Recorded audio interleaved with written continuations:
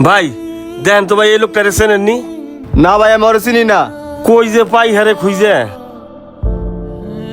বাদান দেহ তো, এই লোকটারে চেনো নাকি?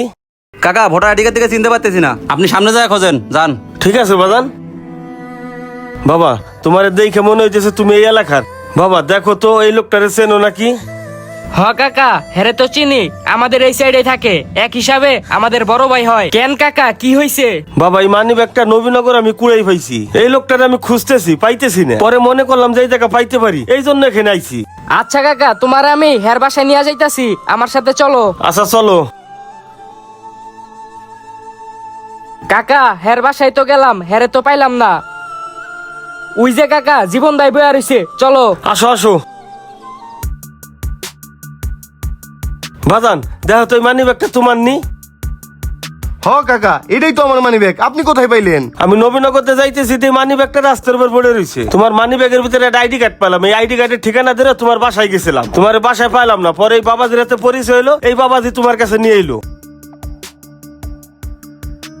কাকা, মানি ব্যাগে তো আমার বেতনের 15,000 টাকা ছিল। বাবা মানি ব্যাগে তো কোনো টাকা পয়সা ছিল না, খালি এই আইডি কার্ডটা ছিল আর তোমার একটা সিডি ছিল। ওই সিডিটা আমি পড়লাম, দেখলাম তোমার মাসিক বাজার যা লাগবে ওইটা লেখা আছে। আর বিশেষ করে খারাপ লাগছে কোনটা, তোমার বাপের ওষুধ লেখা। তুমি তো বাবা ওষুধটা কিনতে পারো নাই। আল্লাহ কপালে যা রাখছে তাই হইছে। আপনি এই পর্যন্ত আসছেন, আমি খুশি হয়েছি কাকা।